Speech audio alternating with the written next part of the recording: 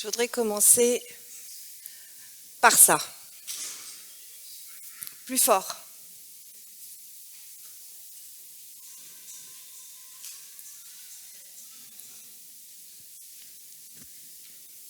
On va le mettre fort. C'est parti? Alors c'est pour un divorce. Ouais. Elle me fait chier.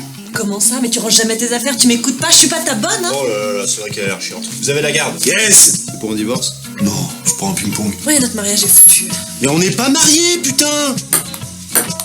Et pourquoi vous voulez divorcer? Vous pouviez pas y réfléchir avant. Moi j'avais pas vu. Oui, mais ça ne va plus du tout entre nous. Ah mais moi ça va très bien, j'ai pas du tout envie de divorcer. Mais si. Mais non. Mais si. Mais non. Écoute, je ne divorcerai pas, je sais même pas pourquoi on est ici. Parce que t'as couché avec ma sœur. Je signe où? Vous êtes divorcé et vous êtes célibataire. Qu'est-ce que vous faites ce soir? Sa secrétaire, sa stagiaire, sa chef de mais non, projet. chérie. On fait ça surtout pour les enfants.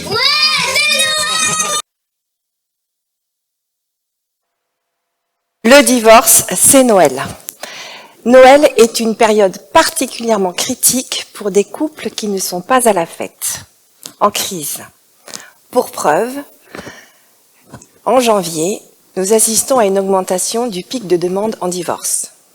Les bonnes résolutions de la rentrée. Motivation extrinsèque, motivation intrinsèque, primaire, tertiaire, secondaire, ce que vous voulez.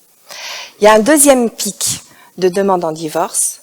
Est-ce que vous savez à quelle période de l'année il y a un deuxième pic de demande en divorce? Septembre, on est en plein dedans. J'en ai fait partie.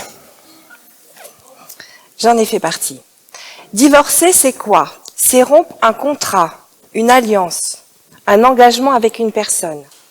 C'est exprimer une mésentente extrêmement profonde pour des raisons de divergence, de motivation, de besoin, d'attente, de sens, de valeur, de projet et de manipulation. J'ai vécu une histoire un peu particulière. J'ai vécu 2 divorces en même temps, entre 2013 et 2015, sans être polygame. Et c'est tout à fait possible. Premier divorce, hyper classique, avec mon mari, divergence de besoins et d'attentes.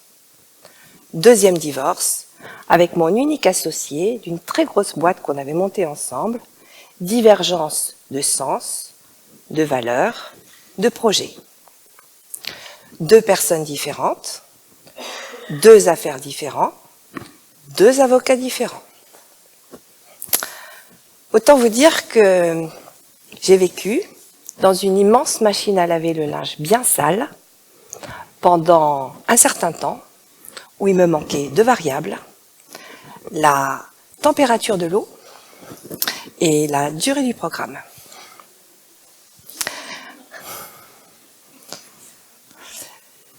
Ce dont je me suis aperçue en vivant ces 2 expériences de façon concomitante, c'est que c'est une histoire de conflit de personnes. Quand je reprends ce qui a été dit dans la vidéo, 3 phrases, elle me fait chier, elle m'écoute pas. Bah, vous auriez pu y penser avant quand même. Ah ouais, non mais là ça va pas du tout entre nous. C'est exactement ce que je pensais vis-à-vis de mon associé. Alors je vous rassure, je vous ai parlé de mon divorce personnel. Je ne suis pas là pour vous raconter de quel est le secret des vieux couples qui durent. Je ne connais pas.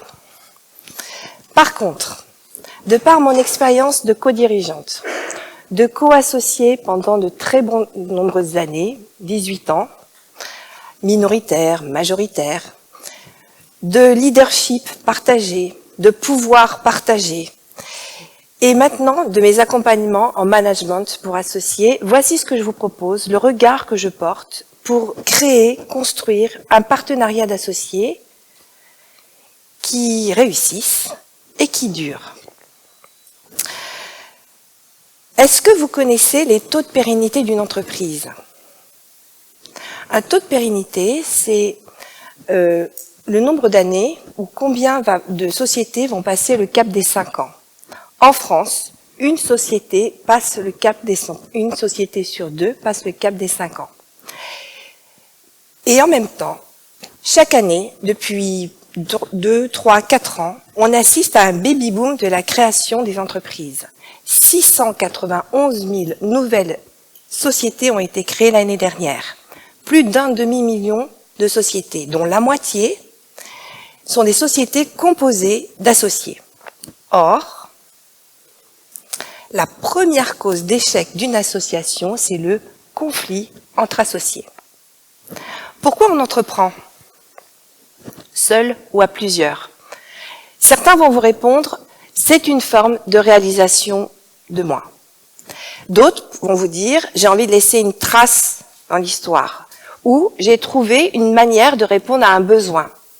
Donc, je vais me lancer, je vais créer un projet professionnel qui est tellement porteur, qui répond complètement à mes aspirations. Et quand on crée ensemble, je souhaite pouvoir partager mes aspirations, les mêmes aspirations, avec les associés que je vais choisir. Alors vous vous posez peut-être la question de cette mise en scène de qu'est-ce que font ces chaussures ici sur cette chaise. Je suis une marcheuse, randonneuse, itinérante. Je prends mon sac à dos et je pars marcher plusieurs jours d'affilée. Et je suis aussi une marcheuse au sens propre, mais aussi au sens figuré, puisque j'ai emprunté des chemins de traverse au niveau professionnel. Quand je défile mes kilomètres, seule, sur les chemins de France, je me rends compte qu'en fait, je mobilise plusieurs choses. D'abord, je suis courageuse. Je suis toute seule sur les chemins. J'ai un peu d'audace. Je suis persévérante. Ça peut être 40 kilomètres. Endurante, engagée. Et quand je compare ça avec les situations de mon activité comme dirigeante, je me rends compte que ce sont exactement les mêmes compétences qu'on mobilise quand on crée sa société. Et je vais vous emmener en montagne, parce que je vais vous parler d'entrepreneuriat et d'alpinisme. Quand on crée sa boîte, on va ouvrir sa voie, sa nouvelle voie. On part sur le chemin du sommet de sa réussite. Qui, dans cette salle, dirige seul son entreprise? Levez la main. Vous faites une ascension au solo. La solitude du dirigeant, ça vous parle? J'ai créé ma première boîte en 2006. Alors oui, je suis médecin spécialisé en biologie et je suis dirigeante de laboratoire d'analyse médicale. Pendant les 5 premières années, ce qui m'a le plus pesé dans cette solitude du dirigeant, il n'y en a pas qu'une, il y en a plusieurs, mais celle qui a été la plus importante, c'est la solitude de la prise de décision. Qu'est-ce que je décide de faire pour ma structure? Quel est le choix le plus pertinent que je vais faire pour ma structure? Donc je prends un risque. Ce risque, c'est le risque de me planter et peut-être de dévisser. Qui dans cette salle souhaite s'associer ou est associé? Un peu moins. Vous partez en cordée. C'est une ascension commune vers un sommet commun où vous allez être vous encordés pour pouvoir partir ensemble sur le même projet, où la co-responsabilité entre les associés est entière, où la cohésion est indispensable, vitale pour pouvoir avancer ensemble. Alors, c'est ce que j'ai fait. Au bout de quelques années, j'ai décidé de m'associer comme 30% des dirigeants qui ont monté leur boîte et décident de s'associer. J'ai trouvé une collègue, pharmacienne biologiste, qui était à quelques kilomètres de ma structure. On a fusionné nos structures, on en a acheté une troisième, et là on a passé un vrai col, un vrai cap. On a dépassé plusieurs millions d'euros de chiffre d'affaires. 300 patients par jour, 20 salariés, une augmentation par 5 de nos revenus, et le comptable avait le sourire jusque-là. Le prévisionnel était dépassé à chaque année. Cohésion d'équipe extraordinaire. Mais nous n'avons pas passé le cap des 5 ans. Nous avons dévissé ensemble. Je vous partage 4 raisons. La première, nous étions associés à 50-50. Très mauvaise pioche. quand vous vous associez à 50-50, les décisions stratégiques sont des décisions qui doivent être prises à l'unanimité. Et quand il y a des luttes de pouvoir, du conflit, ces décisions sont bloquables et bloquées. Je propose plutôt de faire du 49-51. Deuxième raison. Nous avions des compétences complètement identiques. Chacune avait développé son activité. Donc nous sommes des couteaux suisses, nous savons tout faire, du DRH à l'expertise technique, tout ça.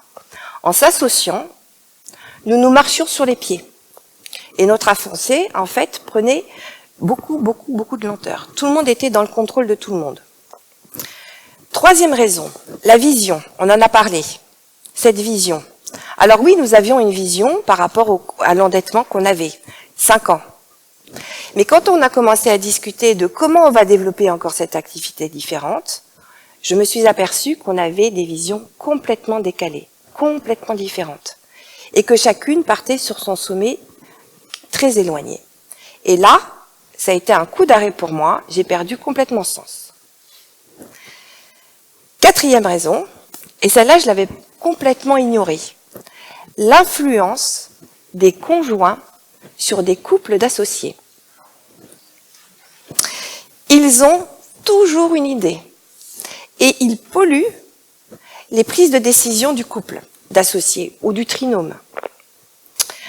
Alors s'associer, c'est une formidable aventure. Il suffit pas d'avoir le désir de se dire « oui, on va monter une boîte ensemble, oui, on a un projet commun, c'est extraordinaire ». Ça suffit pas et ça garantit pas la réussite de l'association. Pour moi, s'associer, c'est de savoir durer dans le temps et de pouvoir travailler autour de 2 thématiques qui sont très fortes pour pouvoir durer dans le temps, qui sont la confiance et la cohésion. Que tout le potentiel de chacun soit exprimé au niveau du collectif, mais entretenir la confiance et entretenir la cohésion. Et je vais vous ramener en montagne. Quand on part en alpinisme, les alpinistes ont une certaine façon de se préparer avec des kits de sécurité. Ils vont prendre leur matériel. Ça peut être des mousquetons, des piolets, des vivres, des crampons, et puis ceci. Est-ce que vous savez ce que c'est? Vous savez comment ça s'appelle? J'entends pas. Non. Ça s'appelle une dégaine, comme dégainer. C'est effectivement formé d'un mousqueton, d'une sangle et d'un mousqueton. Ça fait comment? Ça s'accroche à la corde, enfin à la ceinture et à la corde. C'est ça qui va garantir la sécurité quand on s'encorde. Mais il va falloir s'accorder. Chaque alpiniste part au moins avec 5 dégaines. Pourquoi? J'ai jamais su. Et là, je me suis dit, mais finalement, quand moi, je pars avec mon associé sur mon fameux sommet, ça serait quoi les 5 dégaines vitales pour une cordée d'associés? Ça serait quoi le kit de sécurité pour pouvoir monter ensemble et développer sa boîte ensemble? Alors, je vais vous les nommer. Je vous propose de les nommer. Première dégaine, j'en ai parlé, je l'appelle vision. S'accorder sur la vision, peu importe le nombre d'années, que ce soit 3 ans, 4 ans, 10 ans, 20 ans, mais que les associés s'accordent sur la même vision. C'est ça qui va donner l'axe. Deuxième dégaine, je vais l'appeler valeur. On en a parlé ici. Cette valeur, c'est cette boussole interne qui nous pousse à l'action. Autant s'accorder sur des valeurs communes. Troisième dégaine, je vais l'appeler mission. Je vous parlais des compétences où on se marchait sur les pieds. On peut avoir tous les mêmes compétences. Il est nécessaire de pouvoir séparer les fonctions et que chacun se consacre à une fonction, celle qui lui fait le plus plaisir, et laisse travailler l'autre. Quatrième dégaine, je l'appelle règle de fonctionnement. Comment on s'accorde? Comment on exerce le pouvoir? Minoritaire, majoritaire, peu importe. Mais comment on arrive à anticiper les conflits, décider ensemble, exercer le pouvoir ensemble, et que quand il y a des conflits qui peuvent venir, comment on fait? Comment on les prévient? Comment on communique entre nous?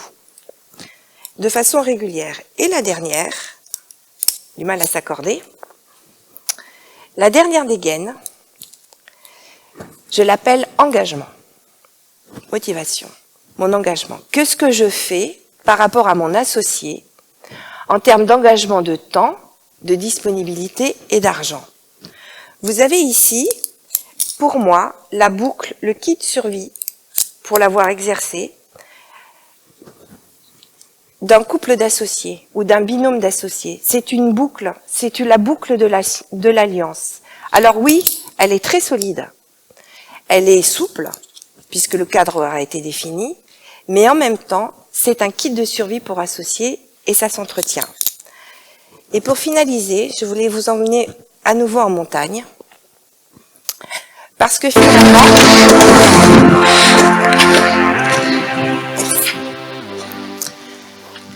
partir là, en montagne, sur un projet professionnel qui est commun, c'est de permettre de visualiser un sommet ensemble, de partir à l'ascension de l'ensemble de la réussite pour arriver tous ensemble en haut. Et le seul message que je voudrais vous laisser ici, ce matin, c'est que l'aventure, c'est une véritable expédition humaine et que de s'accorder permet d'arriver en haut. Merci.